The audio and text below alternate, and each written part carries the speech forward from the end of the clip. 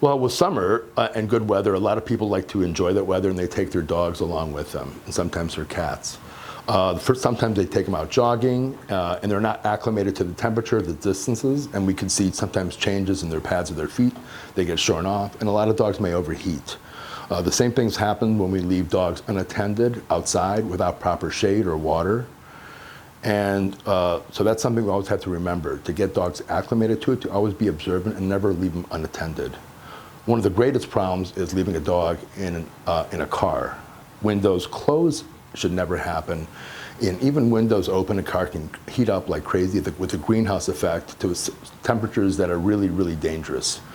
If a dog overheats that way, it's an emergency. Sometimes they may not make it. So I'm here to tell you to be very, very careful. Always be cognizant of where your dog is and the welfare for your dog. Make sure there's plenty of shade and water available, and be kind to them.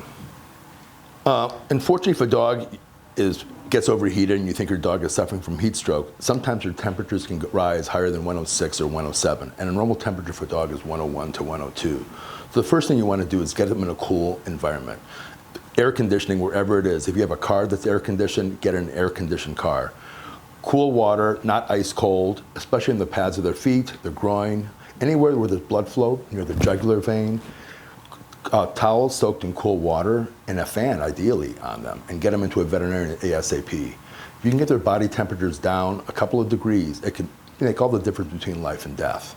And you don't want to dunk them in ice water because that'll cause shock to the system. So you want to cool them, but not freeze them. All breeds are susceptible to heat stroke, but especially breeds that can't get rid of heat quickly. So those are the pug-nosed breeds, what we call brachycephalic breeds like bulldogs, pugs, French bulldogs. But that can happen also to dogs like greyhounds. So it's not breed exclusive by any means.